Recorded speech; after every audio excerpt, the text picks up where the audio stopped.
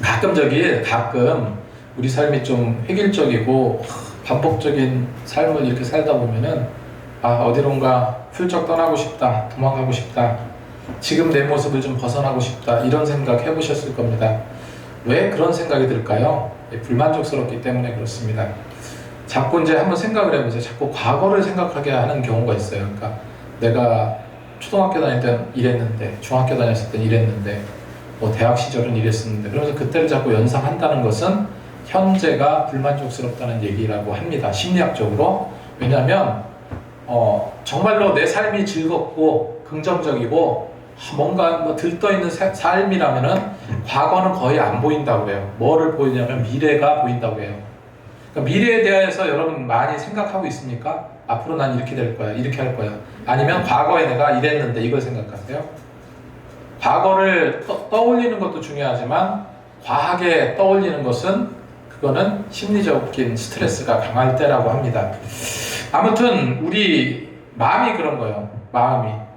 그리고 육체적으로 피곤하고 힘들 때도 있지만 영적으로도 마찬가지입니다. 막 찢겨진 상처난 내 영혼 쉼을 얻고 싶을 때가 많다는 거예요. 안식을 누리면서 살아갈 곳이 어딘가 방황할 때가 많다는 거예요. 그래서 우리 인생의 근본적인 근성이 뭐냐 할 때 방황인 것 같아요. 방황.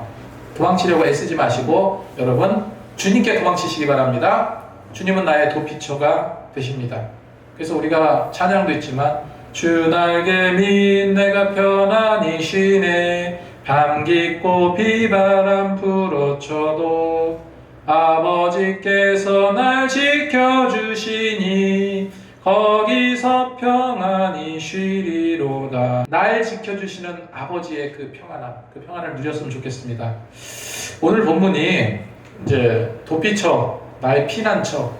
실제로 이제 이스라엘 백성들이 가나안에 들어와서 여러 가지 행정 조직을 짜고 또 땅도 분배하고 이런 가운데서 도피성에 대한 내용이 처음 나온 곳이 이곳입니다.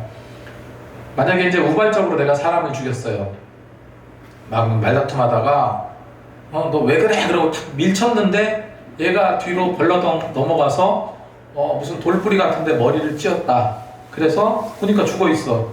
이게 계획적인 게 아니라 우발적이죠. 우발적으로 사람이 죽게 되었다면은 가족들이 덤벼들어서 어떻게 하겠습니까? 그 사람을 죽일 수 있어요. 왜냐면 당시 시대 상황이 그랬습니다. 피는 피를 불러와요. 그래서 내 자녀를 해하게 되면은 가서 죽이거나 보복하는 것이 당시의 어떤 그런 모습들이었어요. 근데 이제 이렇게 우발적으로 사람을 죽였을 때 그 피해 보복을 피해서 도망칠 수 있는 곳이 그랬다면은 굉장히 좋겠죠. 그것이 바로 도피처입니다. 그 도피처를 우리가 기억해야 돼요. 70년대, 80년대는 우리나라 데모가 굉장히 극성이었잖아요. 막 여기저기 막 체류탄 가스 냄새 맡고 90년대 초반까지도 그랬어요. 90년대 오면서까지도. 그런데 이 데모하다가 전투경찰들에게 쫓겨서 막 도망다녀가다가 어디로 뛰어들어갑니까? 명동성당. 지금 이제 그 명동성당으로 쫓겨가면은 거기는 성역이라고 했어요. 그래서 거의 거기로 들어가면은 잡지 않았어요. 그게 이제 그때 이제 7, 80년대, 90년대 초까지 이제 그런 일이 있는데 사만시대도 이런 비슷한 게 있더라고요. 도피성과 같은 비슷한 제도가 있습니다. 근데 오늘 이스라엘은 하나님께서 도피성을 세우라라고 여호수아에게 직접 말씀하신 거예요. 1절을 보니까 여호와께서 여호수아에게 말씀하여 이르시되 그러면서 도피성을 세우게 됩니다. 왜 도피성을 세웠고 그거는 어떤 역할을 하는지 살펴보고자 합니다. 첫 번째로 도피성은요 피해 보복을 막기 위한 처소였어요. 이건 우리가 영적으로 볼 수 있는 눈이 있어야 되겠죠. 이런 제도는 우리가 어떻게 영적으로 볼 수 있을까? 죄 많은 우리 인생이 유일하게 생명을 보장받을 수 있는 곳이 어딥니까? 예수 그리스도죠. 그죠? 그러니까 예수님은 우리의 영혼의 도피처가 되실 수밖에 없는 거예요. 그 처소를 상징적으로 보여주는 것이 바로 도피성이다 하는 겁니다. 그래서 하나님은 이 도피성을 너희를 위해서, 너희의 필요를 위해서, 너희를 위해서 정하셨다라고 성경은 말씀하고 있습니다. 3절 말씀에 부지 중에 실수로 사람을 죽인 자를 그리로 도망하게 하라. 이는 너를 위해 피의 보복자를 피할 곳이니라. 그래서 실수로 사람을 죽인 자를 죽임당하지 않게 하기 위해서 도피처로 도망쳐라. 그러면 살 수 있다 하는 겁니다. 이 도피 성읍은 레위 지파가 관리했어요. 레위 지파가 관리해서 당시에는 가족 중심의 혈족 공동체였잖아요. 그래서 개인의 문제가 있는 곳이 가족의 문제고 혈족 공동체의 문제였습니다. 그래서 개인의 복수가 전체 혈족 간의 싸움으로 확대되는 예가 많아요. 대표적으로 어떤 게 있습니까? 몇 번 말씀드렸지만 야곱의 딸 디나가 강간당함으로써 세겜 남자들한테 강간당하잖아요. 그래서 어떡합니까? 야곱의 아들 시므온과 레위가 그 여동생을 피해 보복을 하기 위해서 보복하기 위해서 세겜으로 가서 모든 남자들은 다 칼로 죽여버립니다. 이런 피해 보복이 있었죠. 그러면은 보복했잖아요. 그래서 남자들이 많이 죽었습니다. 그럼 그 세겜 사람들은 가만히 있을까요? 아니죠. 야곱과 그의 가족들하고 전쟁을 불사할 정도로 그런 심각한 상황이 되어버렸어요. 야곱은 이미 족장이에요. 야곱의 식구들도 많지만 성경에 그의 가족들하고 종들까지 해서 70명이 넘잖아요. 아무튼 이렇게 이제 그런 상황이 되었기 때문에 세겜 남자들이 또 보복하러 올 겁니다. 창세기 34장 30절에 야곱은 그렇게 피해 보복을 감행한 아들 레위와 시므온에게 이렇게 말해요. 너희가 내게 화를 끼쳐 나로 하여금 이 땅의 주민 곧 가나안 족속과 브리스 족속에게 악취를 내게 하였도다. 나는 수가 적은즉, 그러니까 세겜 사람보다 수가 적다는 거죠. 그들이 모여 나를 치고 나를 죽여버리니 그러면 나와 내 집이 멸망당하리라. 이런 보복이 당시에 많았다는 겁니다. 근데 하나님을 믿는 사람은 피할 수 있습니까? 없습니까? 당연히 있죠. 하나님께서는 야곱의 가족을 지켜주셨어요. 그래서 하나님께서 뭐라고 말씀하십니까? 너네 가족들 다 모여. 너네 이제부터 베델로 올라가라. 그러면 피해 보복이 사라질 것이다. 그러면서 그 세겜 남자들이 거기에 침범하지 못하도록 하나님께서 보호해 주셨습니다. 그런 어떤 그 피난처에 그걸 그대로 재현한 것이 도피성이다 하는 거죠. 그래서 우리는 살아갈 때 하나님 한 분만 신뢰하고 나가면 결코 우리가 이런 생사 화복에 관한 그 모든 것은요 하나님의 권위 아래 두고 우리는 열심히 신앙생활하면은 하나님께서 우리를 보호해 주시고 이끌어 주신다는 사실 여러분 기억하시기 바랍니다.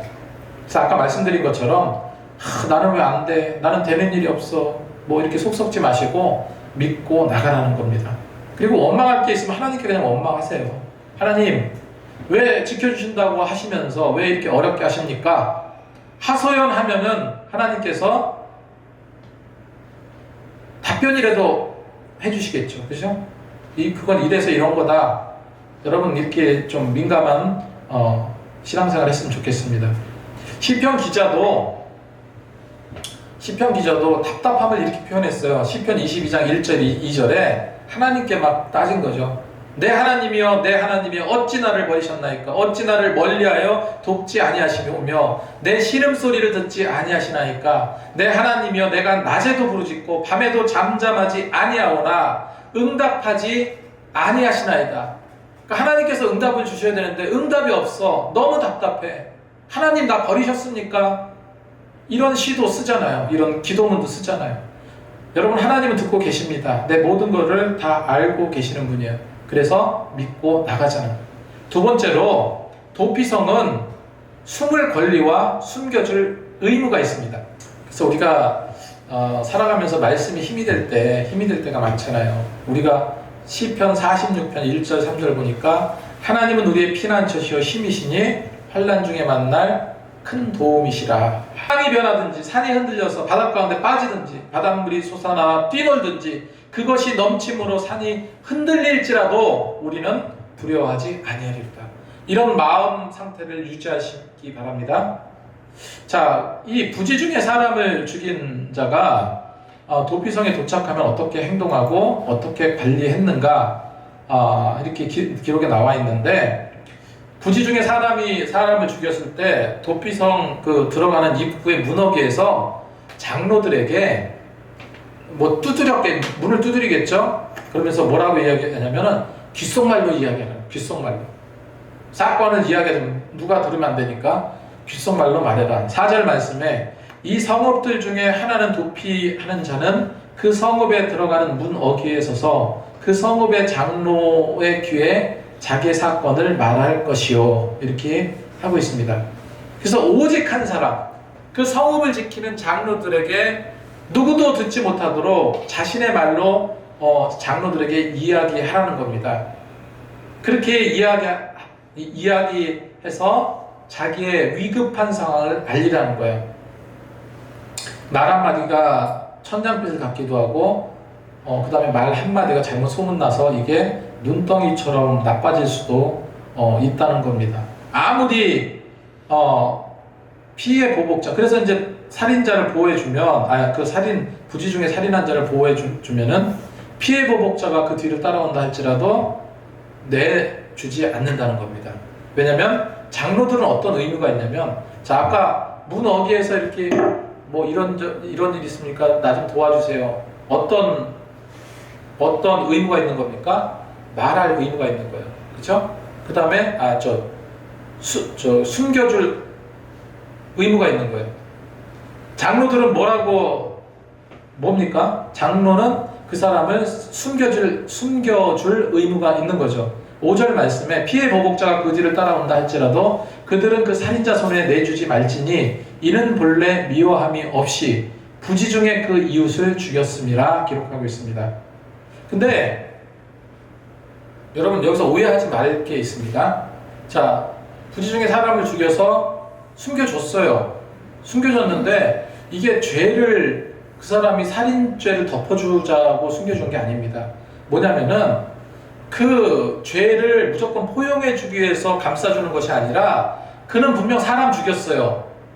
계획적이든 우발적이든 사람을 죽였습니다. 죄의 대가는 치러야 돼요. 왜 그 사람을 보호해주냐면은 공정한 재판을 받게 하기 위해서 숨겨주는 거예요. 왜냐면 이 생명이 귀하기 때문에 죽게 내버려 둘 수는 없잖아요. 그래서 숨겨주는 겁니다. 공정한 대가를 받기 위해서, 공정한 재판을 받기 위해서 숨겨주는 거예요. 죄가 없어지는 게 아니라는 거예요.